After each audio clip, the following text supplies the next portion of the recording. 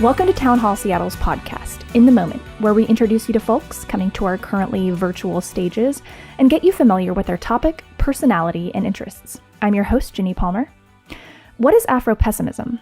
Black violence? Perpetual slavery? A reality of captivity and exploitation? Frank Wilderson is an author and the professor and chair of African American Studies at the University of California, Irvine, whose seminal work, Afro-pessimism, provides an unflinching look at the philosophy and reality of Blackness.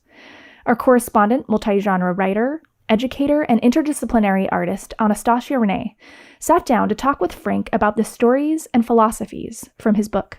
Frank, I am so happy to be here with you, and I feel like I have so many questions, so it may be a game of us reining each other in, and I hope that's okay with you.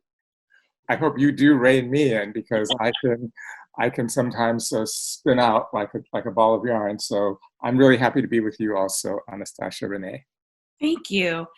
Let's begin with your poem, which reads, "For Halloween, I washed my face and wore my school clothes, went door to door as a nightmare."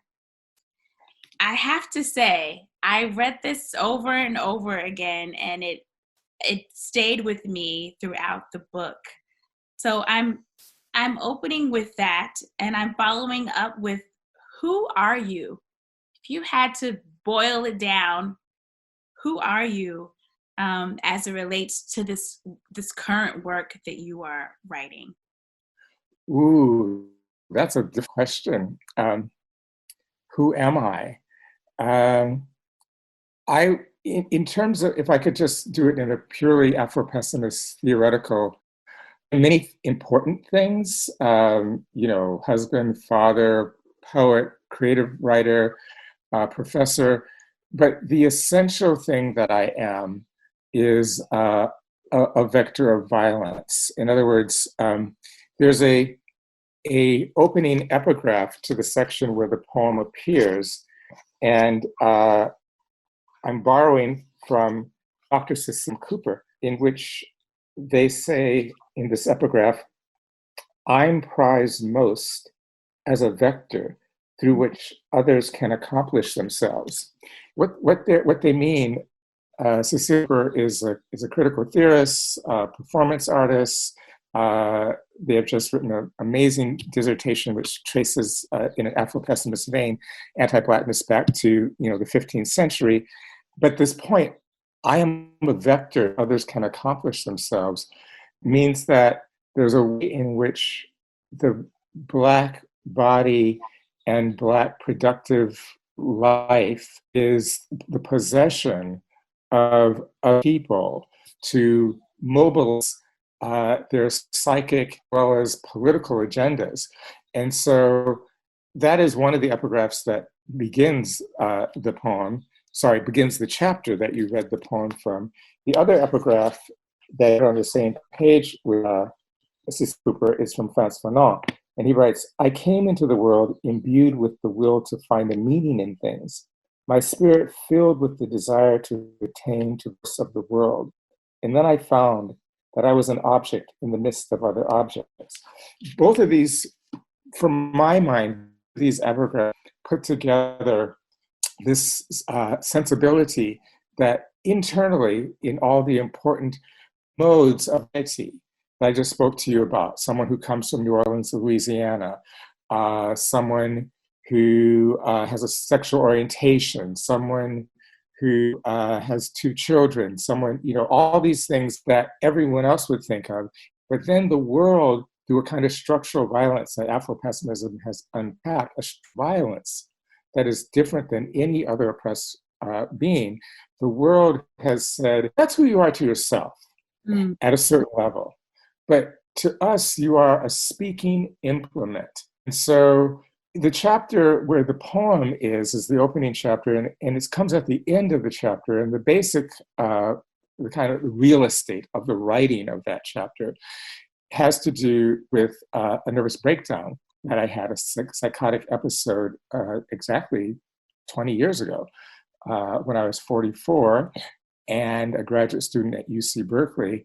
And I realized intuitively later through the works of my own research and the work of Hartman and the work of David Merritt later that year and the next 2 years to follow, that not just intuitively, but theoretically, I was actually someone sitting on that gurney having a psychic meltdown who was threatened and needed help. I was essentially a threat to the very caretakers, the white doctor and the white nurse. So in other words, here I was, and I should have been looked at with empathy and caring. And we know from Saidiya Hartman's book, Scenes of Subjection, why empathy is an impossible transaction between Blackness and the rest of the world. So the empathy, and I was experiencing it at that moment, so the empathy should have been like the suffering human subject. Those are the vibes that should have been coming from the doctors. Instead, there was a sense that we are in danger of this big black mass that is crying. And I realized, yeah, I have been a nightmare since I was a child. And just dress up like myself and go trick-or-treating. Why put a ghoulish costume on? Wow, I'm listening to you, and of course, as a Black feminist, I can a lot of things are going through my sort of memory Rolodex. But as a writer, given the subject matter and the research and the personal experiences, what has been your process for writing this work? That's a very difficult question to answer. Level of pedagogy, like if I were not an Afro-pessimist teaching a creative writing course, and I've been teaching creative writing since the 80s. So I'm going to answer first anecdotally. The first thing that I've encountered is the problem of producing narrative art as a Black person, because narrative art comes with its structure. Every form of art comes with its structure. It's just that it's easier to see the structure of narrative art because it's so pronounced, the words and words, okay? So I don't get too far off on a tangent. I'll give you a little example. I went to VONA, Voices of Our Nation, which is a multiracial writing workshops, bring 66 people per year, a lot of different writers of color created this. And, it was supposed to be a safe place for poets who were not white, but of all sorts of colors and nationalities, poets and writers and nonfiction writers to come together and practice their art away from the imposition, the microaggressions that come about in the white MFA programs. Fast forward to the end of the workshop days, and they allow 66 people to do a public reading, one after the other. Every person gets like 2 minutes. One of the things that interested me as the readings progressed was the way in which what I would call the assumptive logic of much of the work that was produced by Black people could not be reconciled with the assumptive logic that was used by Native Americans, Filipino Americans, South Asian Americans, Latinx Americans, all that. What do I mean by that? I don't mean that the writers themselves saw this difference. I had both a writing ear as I listened and a critical theory ear as I listened. And what I heard was that when it comes to the violence of oppression that was supposed to have united all of us in this 2-week writing workshop of different genres, that there was something about the core violence that underwrote the Black poetic and prose segments I was hearing that could not be reconciled with the kernel of violence underwrote the stories and poems of people who were so-called illegal immigrants, brown people, or people who were native or people who for colonialism, say in the Philippines and that kind of thing. And what do I mean by that? And that what was really interesting was that so much of the trauma that was symptomatic of violence in the Black work was symptomatic of a violence that did not have context. Let me repeat that. So much of the violence, the trauma in the stories was symptomatic of a violence that did not have context. And that is one of the major contributions of pessimism theoretically, is that we have theoretically split the hair between white supremacy and anti-Blackness. And what we have shown or argued, some people say we have not shown, what we have argued is that the violence that is a trauma narrativized in poetry and stories of white supremacy from people of color who are not Black is a violence of a narrative arc of loss.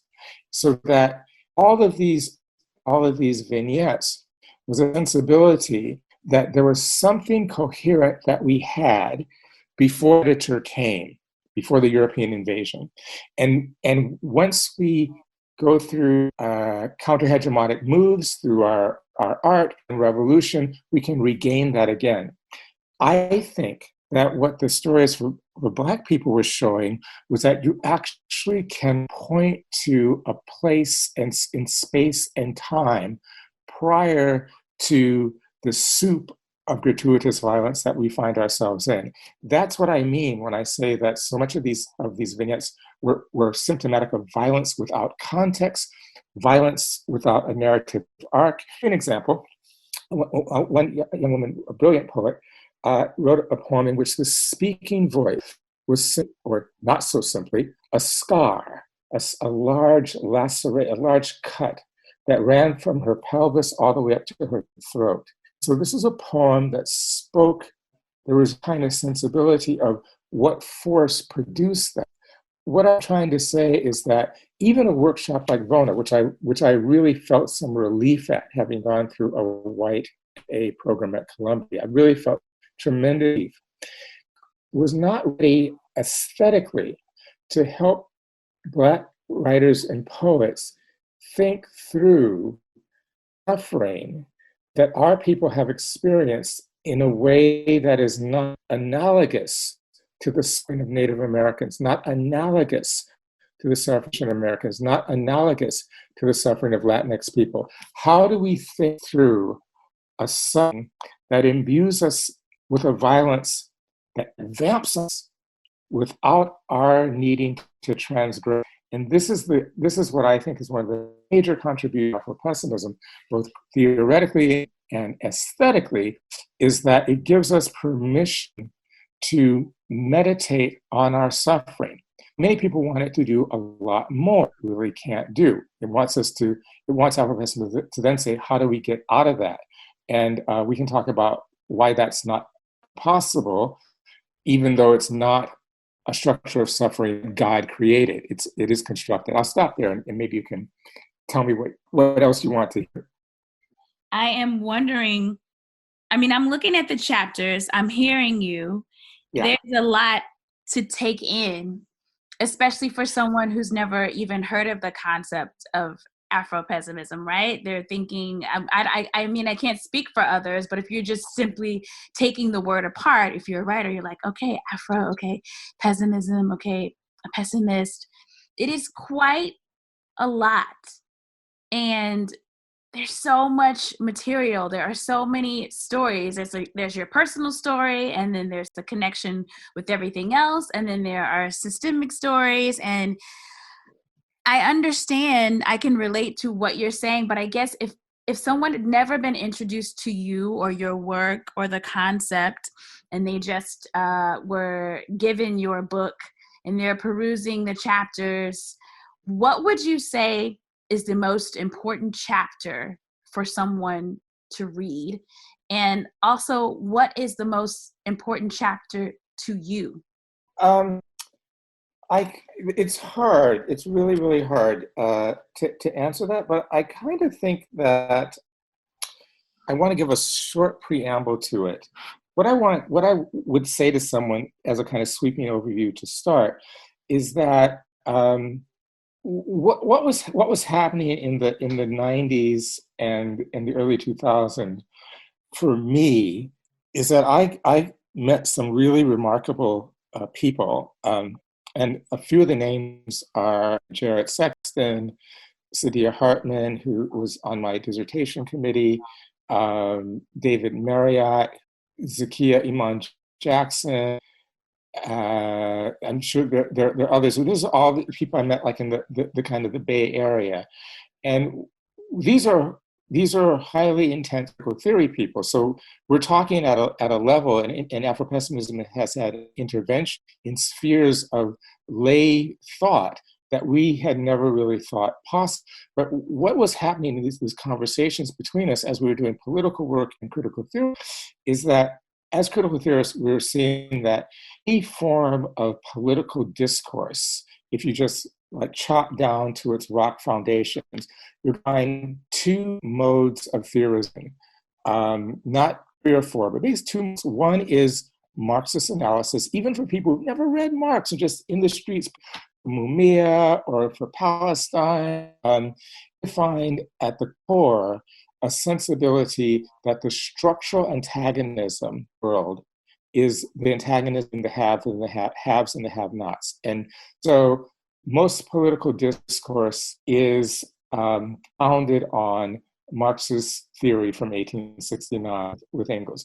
But then there's a substrata or a smaller group of political discourse that's founded on the idea of gender, which is to say that the problem of the world is not essentially the problem between the haves and the have-nots, but the problem of the false division between two things that were created called man and woman, which do not exist. And if we get rid of that, then we can be on the other side to a new kinship structure. And a new kinship structure will reverberate out to destroy the rest of civil society, because civil society at large is essentially structured hierarchy. And then over here, Marx is saying civil society is essentially structured on capital. Okay, so we're studying all this at deep, deep levels, Gramsci, Marx, Lacan, Freud, and then the feminist writings that come out of that, and the anti-homophobic writings that come out of that, and then the political writings of Marx. And what we're seeing is not that these entities are not true. They are. Seeing that they're inadequate to explaining the truth of Black suffering, not the totality, but the truth of Black suffering. At the kernel of the suffering of the worker, the fact that the capitalist exists. At the kernel of the suffering of all sexual identity genders other than male is that the male exists. So a revolutionary program to destroy the categories of either paradigm, and then you destroy those paradigms and you move into a new world.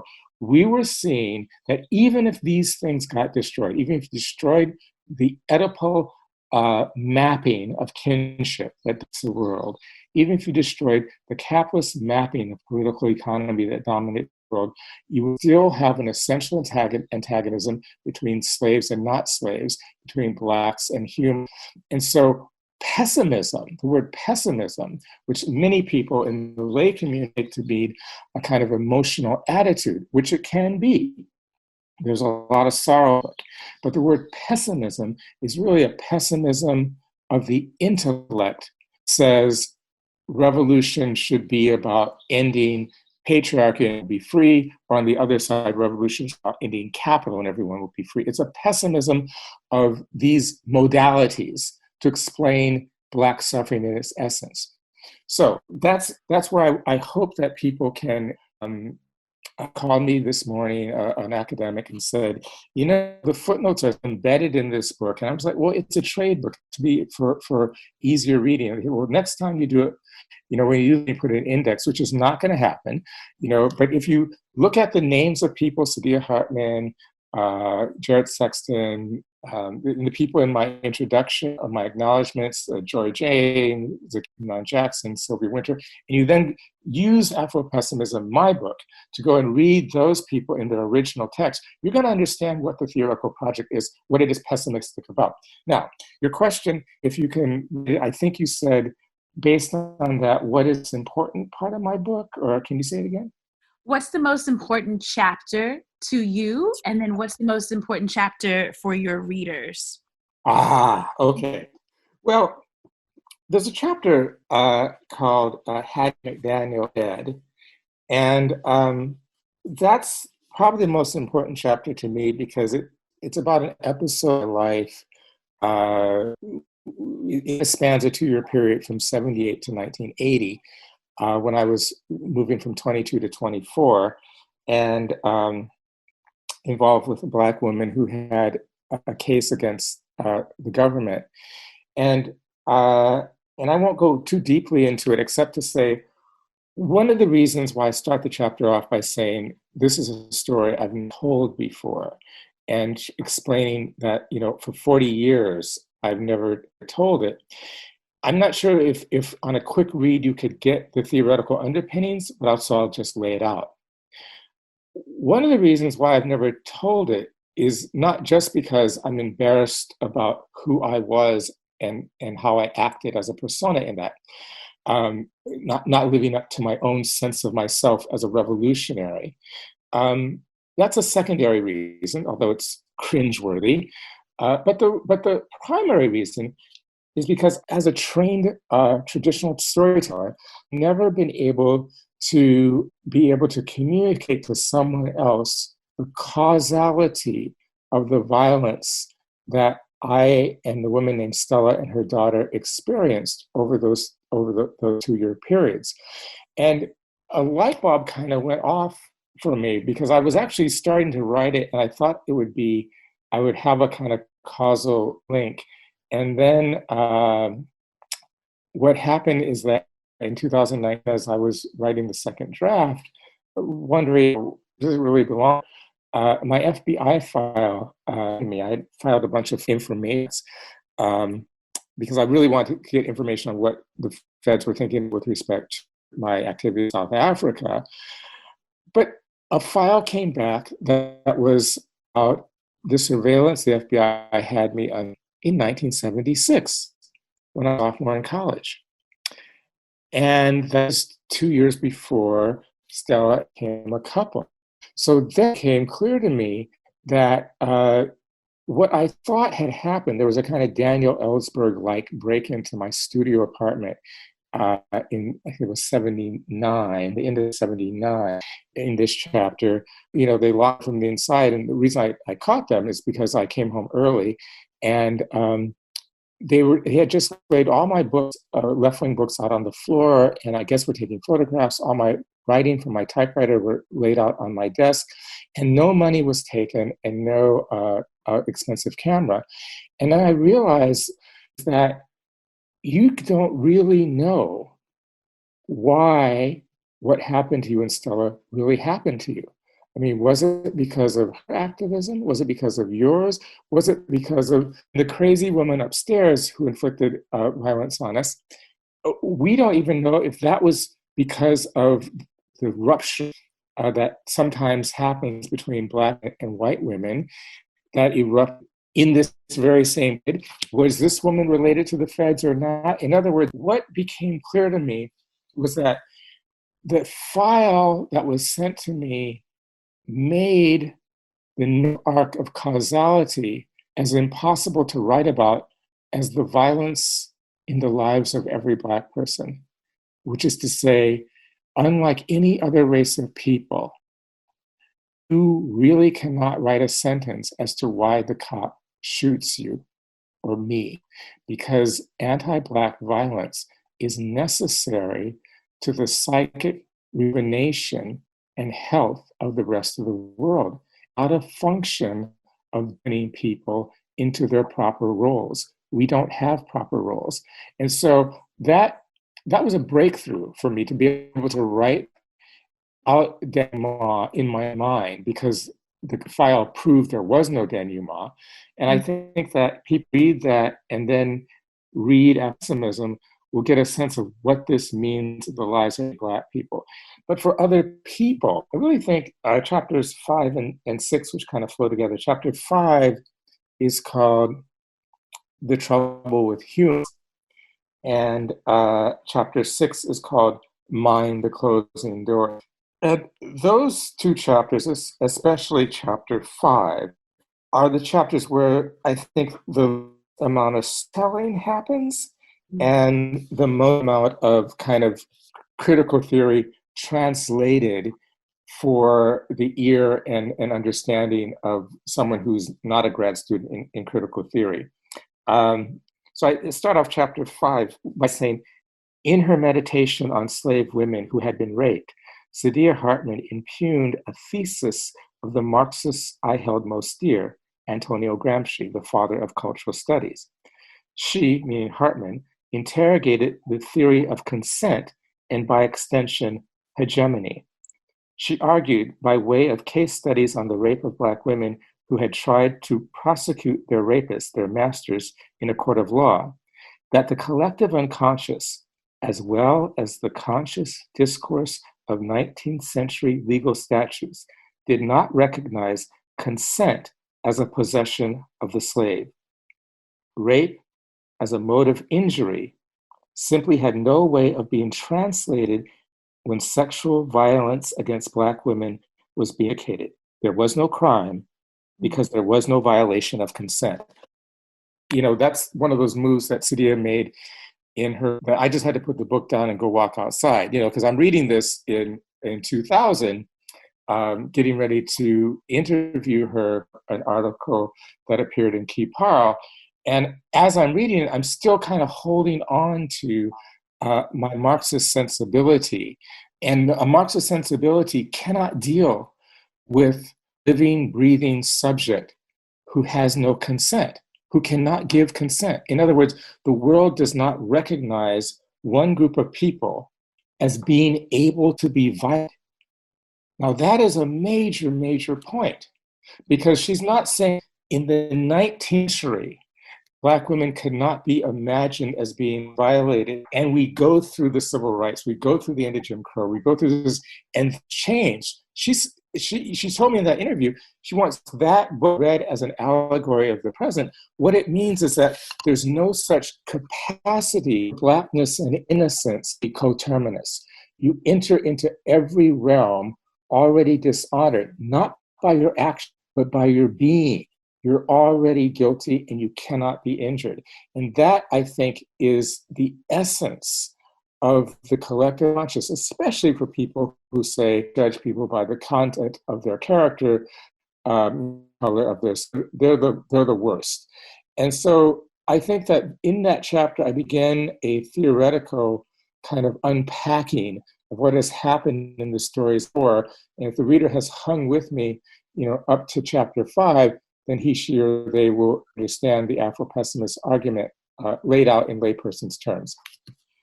When you talk about Afro-pessimism and all that is happening in the current times in our pandemic, what do you say to people during this time as it relates to Afro-pessimism and then the idea of Black joy?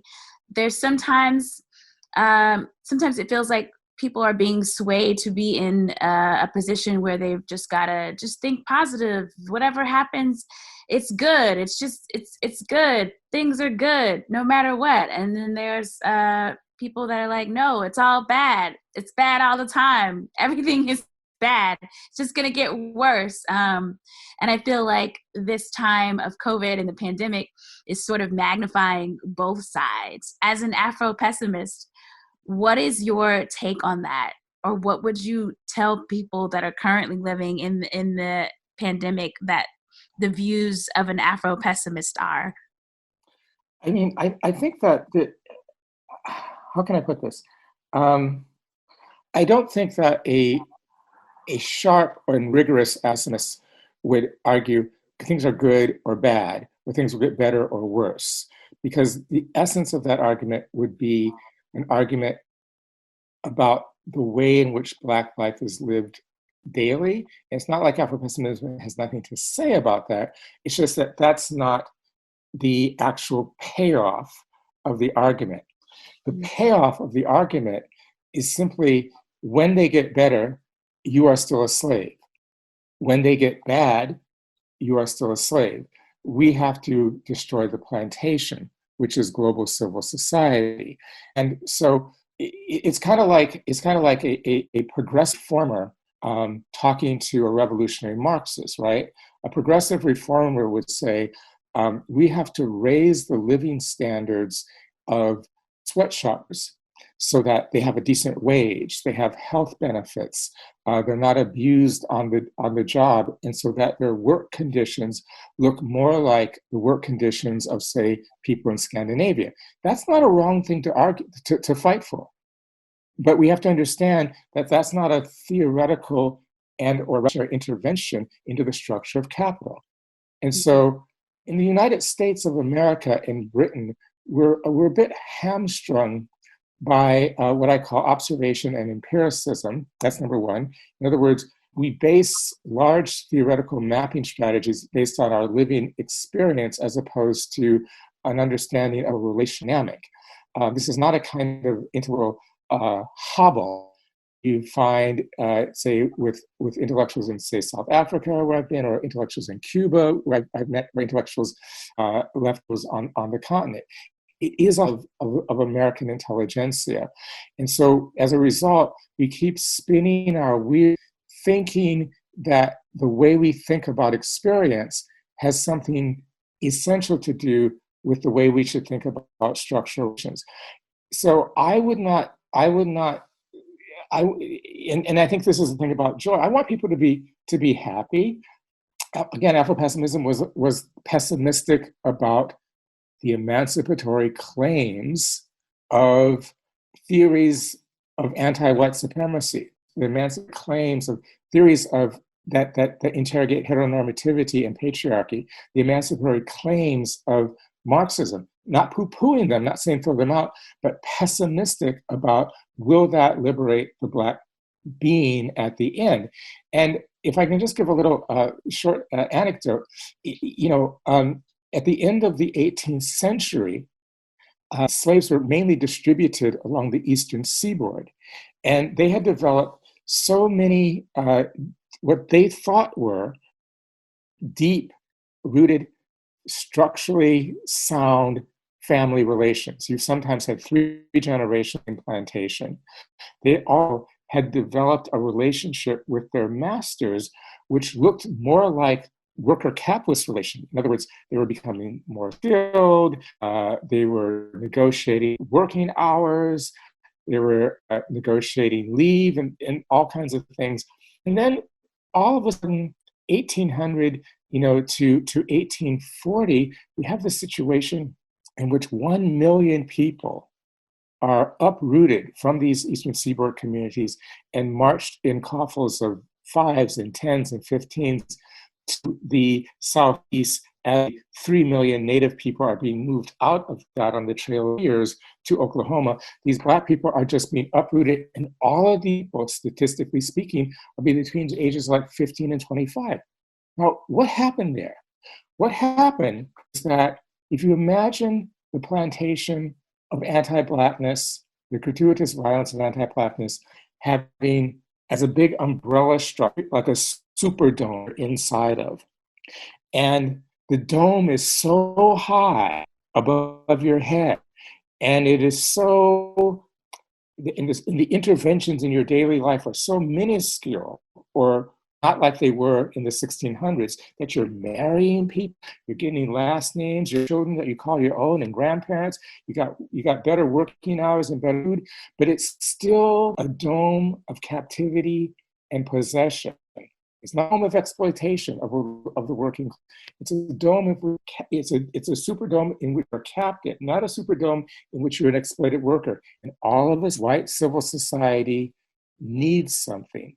And the roof of that dome just collapses and crashes down, and then they rip 1 million of the most sexually productive people from your families, as though they were what they really were, the slaves, workers, and move them away. And it's these myths that Afro-pessimism prepares us for.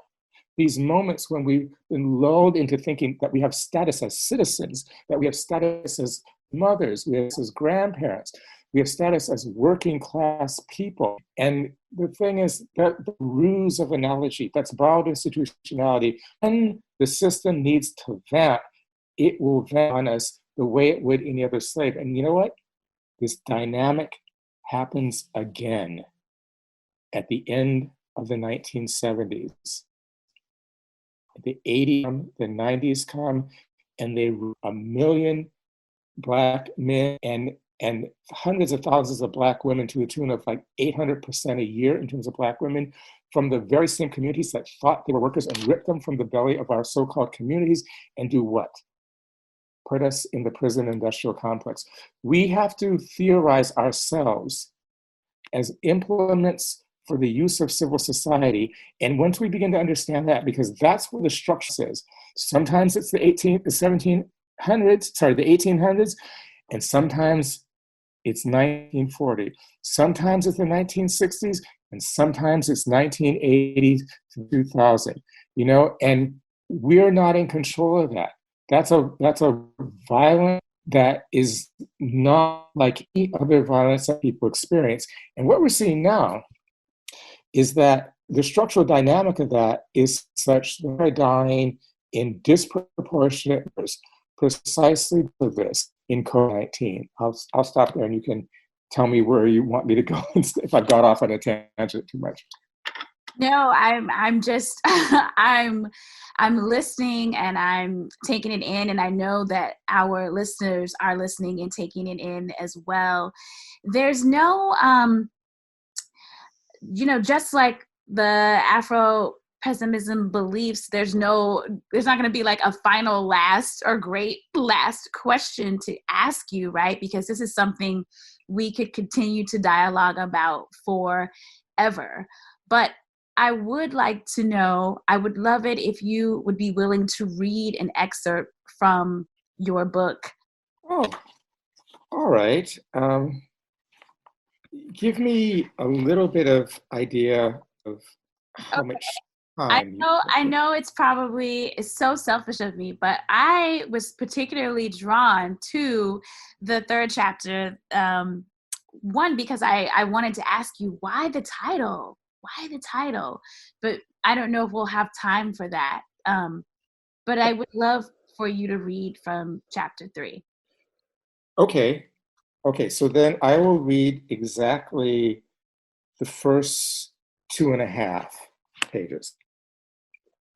Chapter 3, Hattie McDaniel is dead. This is a story I've never told before, not to my brother or to my sister, not even to the women I partnered with and married. Nearly 40 years came and went before I could bring myself to say what happened to Stella, her daughter Malika, and me. To go into it, I've always thought would only cause embarrassment for me, a sudden need to be elsewhere, which is a natural response to a confession. Even now, I'll admit the story makes me squirm, living with the shame of wanting out when I thought I would die. I believed that when it was time for the get down, I would face the man like Black Liberation Army soldier Assata Shakur faced the man on the New Jersey Turnpike when the state troopers shot her in the chest. That I would get busy like Jonathan P. Jackson got busy at the court in Marin, California. If the stakes ever became high, if the revolution required my sacrifice, I would simply tap a secret reservoir of courage that had been accumulating inside me from the age of 12 when I read Eldridge Cleaver's Soul on Ice. And when my junior high and high school teachers were doppelgangers of the defendants in the political trials like the Chicago 8. Stella happened to be one of those doubles. We were together almost 10 years, but we never married. She was 38 when we met. I was 22. I thought it all started when I met Stella at the end of March 1978, just a week after Dartmouth College sent me home for leading Black students in a campaign in solidarity with the people who had made the food and cleaned the toilets and lived outside of town. Apparently, some frat boys had complained to the administration that the people from the Appalachian Trail had facial and other deformities brought on by what the Dartmouth fraternity brothers called hillbilly inbreeding. Seeing those people from the Appalachian Trail eating in the same room with them gave them indigestion, the letter claimed. The administration responded by ruling that service workers in Thayer Dining Hall and the buildings and grounds workers must, from that moment on, eat during off-peak hours and only in antechambers of the dining room that could be set aside for them and them alone. I lobbied the nearly 30 Black students on campus. This was a fascist decree, argued, and we had to take action. But many others pointed out that the workers who came from backwater towns, Lebanon, New Hampshire, and many one saloon towns skirting the mountains flew the Confederate flag in some of the bars and yelled, "Nigger!" from speeding trip pickups when they drove past us. Once, there were 3 of us lost in the countryside in a time when not even Dick Tracy had GPS. We drove past low-roofed houses ranged along a forest road like match steel on the floor. Every 4th or 5th car was a rusted carcass with cinder block wheels. I was startled by the lack of hatred in the eyes of the men who stared at us as we drove by. When I turned in my seat and looked back at them, they were staring as though waiting for God to help them name what they had just seen. In the end, the Afro-American Society voted to launch a civil disobedience campaign aimed at forcing the administration to rescind its decree. During the campaign, I was arrested and jailed. A dean waited for me outside the Hanover, New Hampshire courthouse. He handed me a 2-page, single-space charge sheet. I told him the town of Hanover had dropped all charges. He implored me to read the letter. Your troubles with the town have just ended, but your troubles with Dartmouth College have just begun. Frank Wilderson's book, Afro-Pessimism, is an autobiographical, philosophical, and poetic account of the Black experience. Frank inspires enlightenment about the reality of our inherently racialized existence. To get yourself a copy of Afro-Pessimism, click on the link in the episode description below. And to hear more from our correspondent, Anastasia Renee, check out her website, anastasia-renee.com, and listen to her podcast with co-host Reagan Jackson, The Deep End Friends, where they explore liberation, hope, and joy, and ask what people of color are doing to heal themselves and the world. Thank you for listening to episode 62 of In the Moment. Our theme music comes from the Seattle-based band Ibu and Seattle's own Barsuk Records. You can help support the creation of digital content like this podcast by making a donation online, by texting Town Hall to 44321, or by joining Town Hall as a member. And although we're on hiatus from public events at Town Hall, we've got a whole lineup of digital programs on our calendar. Just go to townhallseattle.org or subscribe to our YouTube, Facebook, or Crowdcast channels. Thank you for listening, and thank you for joining us right here in the moment.